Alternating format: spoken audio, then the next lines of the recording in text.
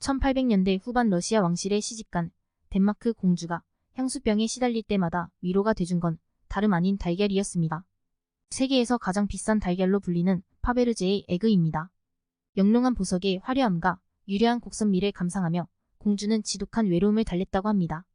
파베르제는 올해로 181주년을 맞이한 하이 주얼리 워치. 러시아의 작은 보석 공방에서 시작한 파베르제는 영국, 독일, 덴마크, 스웨덴, 노르웨이 등 유럽 왕실이 대를 이어 수집할 정도로 예술성을 인정받았으며 까르띠에, 미국을 대표하는 티파니, 이탈리아를 대표하는 불가리처럼 러시아를 대표하는 브랜드입니다. 지금은 영국 국적으로 미국 클리블랜드 미술관, 스위스 에두아르드 앤드 모리스 산도스 재단, 러시아 파베르제 박물관, 크렘린 무기고 박물관, 미국 버지니아 박물관 같은 곳에 가야 볼 수 있습니다. 하지만 최근 그런 파베르제가 서울 조선 팰리스 호텔 스위트룸에서 한정판 아트피스 공개회를 열며 한국 시장에 첫 발을 디뎠습니다. 유럽 장식 미술의 최정점을 자랑하는 파베르제는 세계 각국 왕실의 공식 주얼리로 세기의 러브스토리를 상징합니다. 대대손손 왕실의 대관식, 결혼식, 부활절 등 의미 있는 날마다 주문 제작이 이어져 왔습니다. 처음 그 스토리가 알려진 건 러시아 황제 알렉산더 3세가 황후에게 결혼 20주년을 기념해 선물한 부활절 달걀이었습니다. 황후를 깊이 사랑했던 그는 마치 마트료시카 인형처럼 에그 안에 여러가지 보석을 숨길 수 있게 파베르제 공방의 피터 칼 파베르제에게 특수 제작을 의뢰했습니다. 앞서 피터 칼 파베르제는 유럽 장식 미술의 최고 거장으로 제정러시아 때 활약한 보석 디자이너이자 세공인입니다. 그는 1846년 상트페테르부르크에서 보석 세공인의 아들로 태어나 독일에서 교육받고 금세공을 익힌 뒤 상트페테르부르크에 있는 아버지 공방에서 보석 세공 기술을 배웠습니다. 1870년 아버지의 가업을 이으면서 본격적으로 금과 보석 장식품을 만들기 시작하고 얼마 지나지 않아 제정러시아뿐 아니라 유럽 전역에 이름을 알렸습니다. 그는 금, 은, 비취, 청금석, 공작석 등 다양하고 다채로운 색상의 보석을 주로 다뤘습니다. 전통적인 디자인을 거부하고 파격적이면서도 환상적인 작품들을 만드는데 전념했는데 그의 작품 가운데서도 특히 유명한 것이 부활절 달걀입니다. R0에는 이전부터 유럽에서 발달해 왔는데 파베르제의 손을 거치면서 절정을 이뤘습니다. 러시아 황제 알렉산더 3세의 제작 의뢰를 받은 파베르제는 달걀 장식 속에 금으로 세공한 닭이 들어있는 작품인 암탉 달걀을 만들어냈습니다. 선물을 받은 황후 마리아 표도로브나는 뛸 듯이 기뻐했으며 알렉산드르 3세의 뒤를 이은 니콜라이 2세도 1895년부터 매년 부활절에 어머니인 테우 표도로브나를 위한 달걀과 아내를 위한 달걀 등 2개를 주문해 선물했습니다. 이렇게 달걀 장식품은 매년 부활절 때마다 만들어져 황실 가족과 귀족에게 선물로 전해졌습니다.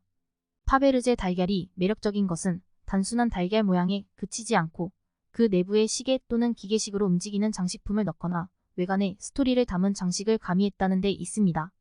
큰 알이 작은 알을 품고 또 작은 알이 다른 장식품을 품는 디자인을 통해 정교하고 아름다운 장식 미술의 극치를 보여줬습니다.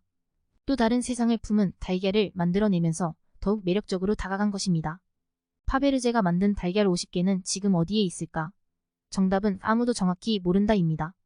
깊은 사랑의 의미 때문일까? 희소성과 예술성 때문일까? 지금까지 총 50개가 제작된 파베르제의 황실 달걀은 1917년 러시아 혁명 때 일부가 분실되면서 가치가 더 높이 치솟았습니다. 러시아 혁명으로 차르 황실을 무너뜨린 공산 정권은 돈이 필요해지자 왕조가 가지고 있던 파베르제의 달걀을 공개 매각했습니다. 그럼에도 현재 50개 가운데 10개는 러시아 크렘린궁에 남아 있습니다. 그 외에는 영국 엘리자베스 2세가 3개를 소유하고 있고 미국 출판 재벌인 포브스 가문도 한때 9개를 갖고 있었다고 합니다. 하지만 지금도 9개를 갖고 있는지는 불투명합니다. 또한 2014년 미국 고물상이 파베르제 에그인 줄 모르고 샀다가 1887년작 황실 에그로 감정을 받은 작품은 무려 440억 원에 팔렸습니다. 지난해 블라디미르 푸틴 러시아 대통령 측근이 압수당한 요트에서도 파베르제 에그가 발견돼 화제를 모았습니다.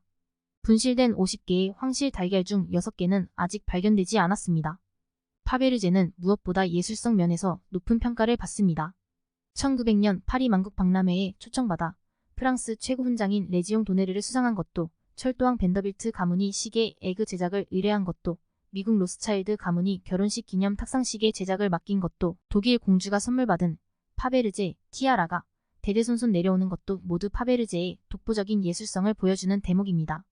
한국인에게 파베르제 에그가 널리 알려진 건 영화를 통해서입니다. 007 시리즈 옥토퍼시에서 제임스 본드는 진품 파베르제 에그를 찾아내기 위해 고군분투하고 범죄 영화 오션스 12의 주인공들은 이 달걀을 훔쳐 세계 최고의 도둑 자리에 오르기 위해 대결합니다. 영화 속에서나 보던 파베르제는 181주년을 맞아 한국을 먼저 찾았습니다. 처음 공개한 건 지난해 출시한 180주년 기념 미니 플루티드 18K 로즈골드 에그. 디자인은 햇빛 각도에 따라 빛과 그림자가 곡선 위로 움직이며 마치 태양이 빛을 비추는 것 같은 느낌을 줍니다. 세계에서 처음으로 로즈골드를 사용한 브랜드가 파베르제이기 때문에 이 제품에도 로즈골드를 썼고 태양을 닮은 루비를 정 가운데 세팅했다고 합니다. 특히 테두리에는 105개의 루비가 빛을 뿜어냅니다. 하이 주얼리를 수집하는 사람들 사이에서 가장 인기가 많은 건 달걀의 가운데가 위아래로 열리는 로켓 형태의 펜던트 목걸이입니다. 귀걸이, 반지, 팔찌에도 적용되는데 달걀 겉면을 기요세 에나멜린 기법으로 장식해 실크처럼 표현한 것이 특징입니다. 에그 안에 반지를 넣거나 하트, 네잎 클로버 등 의미 있는 모티브를 숨겨달라고 의뢰하는 경우도 많습니다. 물론 사파이어, 루비 등 원석을 정교하게 세공한 고가의 에그 주얼리도 있는데 수억 원을 호가합니다. 파베르제의 모회사인 젠필즈가 모잠비크 광산을 보유하고 있는데 거기서 윤리적으로 채굴한 최고급 루비, 사파이어로 제작합니다. 파베르제의 화려한 유색꽃 주얼리 시크릿가드는 고 엘리자베스 여왕이 가장 많이 수집한 것으로 알려졌습니다. 꽃 모양으로 주얼리를 제작한 것도 파베르제가 세계 최초 마크 샤갈이 묘사한 정원의 꽃에서 영감을 받았습니다.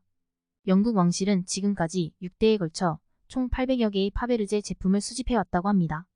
파베르제 주얼리는 수백만원대 반지, 수천만원대 목걸이부터 시작해 수십억 원에 달하는 고가의 다이아몬드 버전에 이르기까지 다양합니다. 국내에선 현재 VVIP 초호량 고객을 대상으로 예약 주문을 받고 있습니다. 해당 소식을 접한 누리꾼들은 파베르제 달걀 가격이 미쳤네. 계란 하나 가격이 뭐 저렇게 비싸냐. 이 부활절 달걀 꾸미기 수준을 뛰어넘었네. 화려해서 눈이 부실 정도다. 우리 엄마 사주면 환장할 듯지. 황후 마음 얻으려면 저 정도 달걀 정도는 만들어줘야 되구나 등의 다양한 반응을 보였습니다.